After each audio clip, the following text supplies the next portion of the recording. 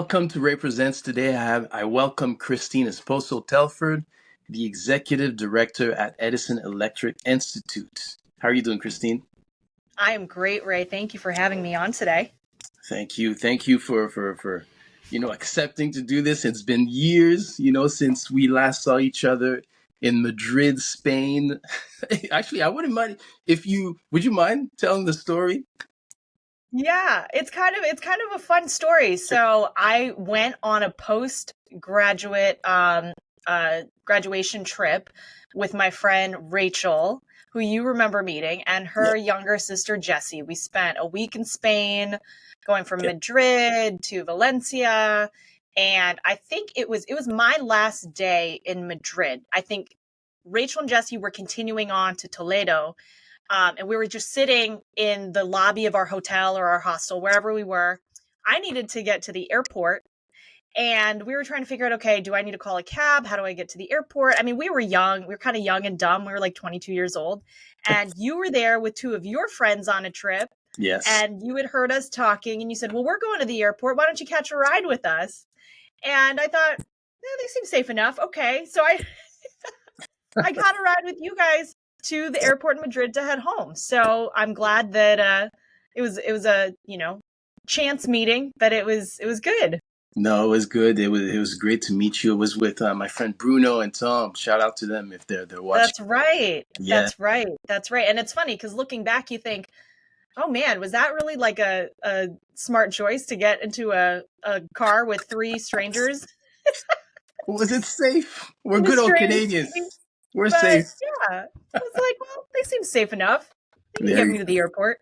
there you go. We did. We did. I'm glad we did, kept in touch. I see the wonderful things you're doing online. I just saw that you were named to the National Association of Asian Pacifics in Politics in Public Affairs 40 under 40. So congratulations for that. Thank you. Thank you. I All appreciate right. that. I All appreciate right. it. Yeah. So just to start, we're speaking about traveling, our trip to Spain. Mhm. How has your travel influenced your perspective on diversity and inclusion, both personally and professionally? Yeah, absolutely. And I mean, I love to travel. We were talking a minute ago. Now that I'm married, we have a son. I continue to travel. We love taking our toddler on trips with us, and I truly believe that travel is one of the best ways to learn. Right? It's one of the best ways to learn about life, about the world around us. You learn about different cultures, different perspectives, different ways of doing things. You even learn about problem solving, right? And so, just going back to that trip to Spain, I think I'd mentioned this to you before. My friend's sister Jessie got her passport stolen Yeah, I when remember. we were in when we were in Spain, and so having to navigate a completely different country, foreign language, different culture, you have to learn a lot of those different perspectives and problem solving skills on your feet. And I think those are lessons that you take with you throughout life, both personally but also professionally. Those are things you take into the workplace, and at least for me, those are it's afforded me a different lens through which I look at problems, opportunities, in the workplace and personally. So I think travel is an amazing thing. If anyone has the opportunity to travel extensively, I tell them do it. You'll gain so much, just from seeing different places and learning different cultures and perspectives. Definitely, definitely. Can you share with the audience your journey and key experiences that led you to your current role at EEI? Yeah, absolutely. So I grew up a bit of a political junkie. I graduated from high school in Maryland in the United States, and I didn't go far. I went to college at the George Washington University Hmm. in Washington, D.C., our nation's capital. I went to college with Rachel, who was on that trip with me to Yes. Spain. She and I were college roommates, and so um, I really thought I was going to spend my career diving straight head on directly into politics, working on campaigns. Um, and that kind of led me, in the public policy route, but ultimately into public affairs. So really helping shape um, public affairs campaigns for corporate clients, for industries, companies that were looking to get their message across in our nation's capital in front of important lawmakers and influencers. I've worked on a variety of industries prior to coming to EEI. I worked on an automotive client. One of the largest automakers in the United States was a client of mine. Mm-hmm. I worked on technology clients, pharmaceuticals, so a pretty diverse set of issues and industries. Ultimately, I went the route of trade association. I don't know if you have trade associations in Canada, but we have lots of them here in DC. Obviously, trade associations are kind of a core group that represents kind of a variety of companies in a particular sector. And so, Edison Electric Institute, we represent all U.S. investor-owned electric companies. Amazing. And so, so now my days for the past almost 8 years have been steeped in electricity policy, energy policy, clean energy initiatives and policy, which are exciting. Lots going on here in the U.S. on those issues, and so it's a fun and exciting time to be working in this space. Amazing. Tell me, as a woman in a leadership role within the energy sector, what unique challenges and opportunities have you encountered?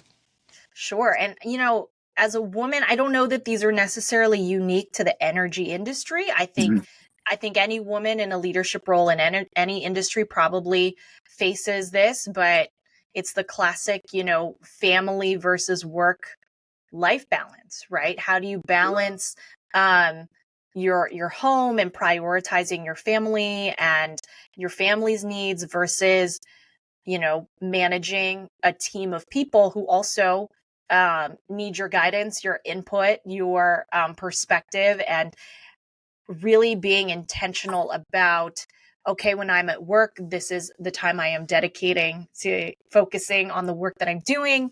While I'm at home, I am intentional about focusing on my family, my husband, my son, and their needs, right? And so, again, I don't know that that's unique to the energy industry. I think women across all sectors have to tackle this day to day. And I don't know if there's a solution to it, but, there are things that can help with it.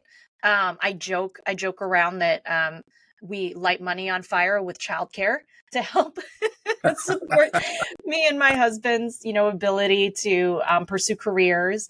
And, that is one thing that kind of helps alleviate some of the problem, but I think it's an ongoing challenge. So Amazing. How has your work with EEI's Diversity, Equity, and Inclusion Council shaped your approach to fostering an inclusive workplace? Oh, it has tremendously, I think, affected how I tackle the way I operate my team, the way I interact with colleagues, the way I take on projects. I was one of the first members of EEI's DE&I Council. We launched it in, I believe it was 2019. So it was very new to all of us. It was a new territory for many of us.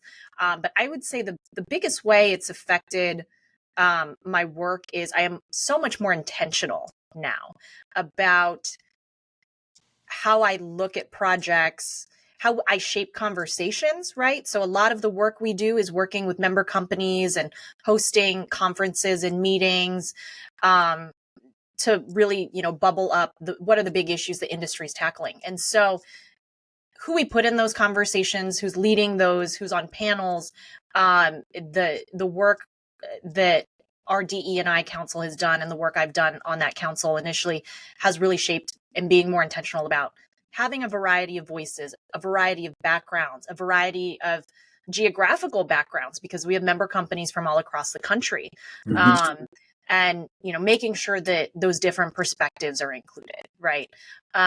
It has affected the way I look at projects internally at my teams and making sure that there is, different voices from different perspectives, different parts of my colleagues' departments, and making sure that we throw around the word cross-functionally a lot, but I think, if you really do want to have a good, diverse perspective on an issue or a problem, you really do need to work cross-functionally and making sure that you have those different voices included.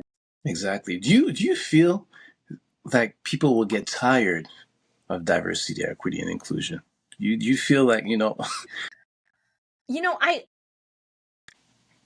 I think that over time, people are going to learn the value that incorporating DE&I into your business kind of strategy or pursuit, what value that brings, right?